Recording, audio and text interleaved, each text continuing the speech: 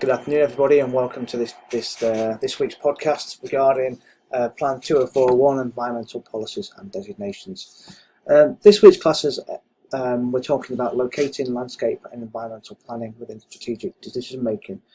And what we're going to talk about today predominantly is the way in which we focus, we structure, and we locate environmental ideas within this broader picture of planning.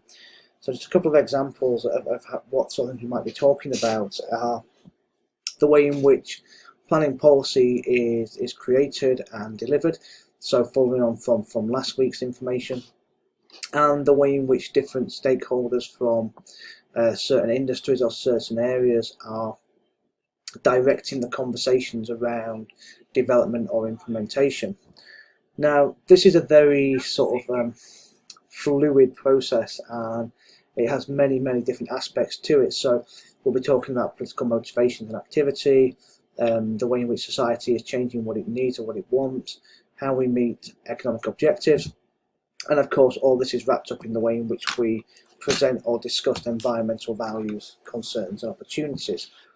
And whilst this could be considered to be quite a self-contained set of ideas or principles, we have to think about each of these in terms of some of the key environmental drivers and planning drivers that are impacting upon policy.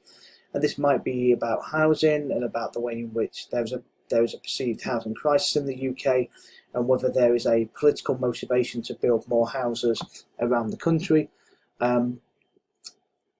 Similarly, we can think about the way in which transport, be it international, so HS2 or Gatwick and Heathrow expansions, are being developed compared to localised need in terms of buses and rail transport, and how that might feed into the way in which people see their lives developing. Economic development opportunities, so are we actually meeting the needs of local people? Are we just meeting the needs of big corporations? And there's a whole other set of ideas here around energy, infrastructure, socio-cultural development and environment. And what we'll be talking about tomorrow is the way in which certain themes or certain areas of policy might have more gravitas, might have more political buy-in for them, simply because they meet a set of strategic objectives that are readily understandable and are identifiable across the political spectrum and across society. However, it's not always that simple, and we'll talk about trying to balance resource allocation, management and development, and we'll talk a bit about Manchester, we'll talk a bit about London as well, and we'll talk about the way in which strategic policy does try to take an overarching view of these ideas, but the fact that there will potentially be conflicts between them, because if you're looking at developing new homes in an area of confined space for development, then do you actually look at the conversion of green spaces or previously developed sites to meet these needs?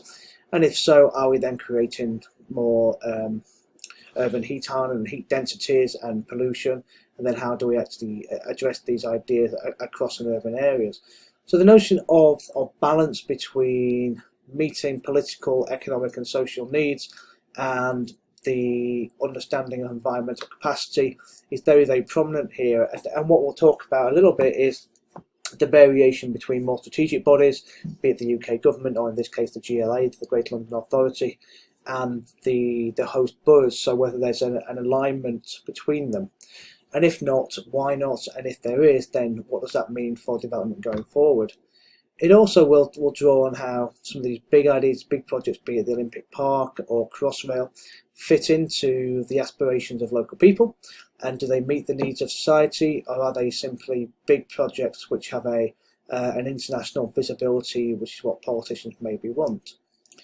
And part of this is to reflect upon the way in which the landscape is being used to promote development and to promote investment.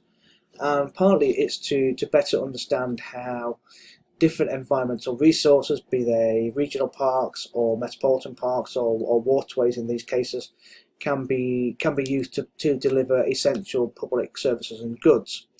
So this possibility to balance large scale or or big ideas, but with local needs and environmental sustainability will form quite a lot of what we do tomorrow. So that's tomorrow morning's lecture, but then in the afternoon we'll be talking about the landscape and the first seminar.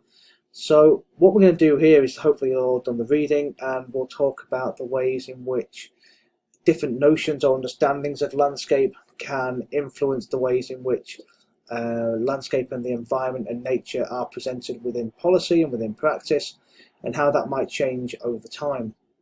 And this again will follow on from some of those ideas of the way in which stakeholders interact with things, the way in which strategic city or local ideas can be put forward, and the ways in which landscape is being embedded within policy in contemporary planning.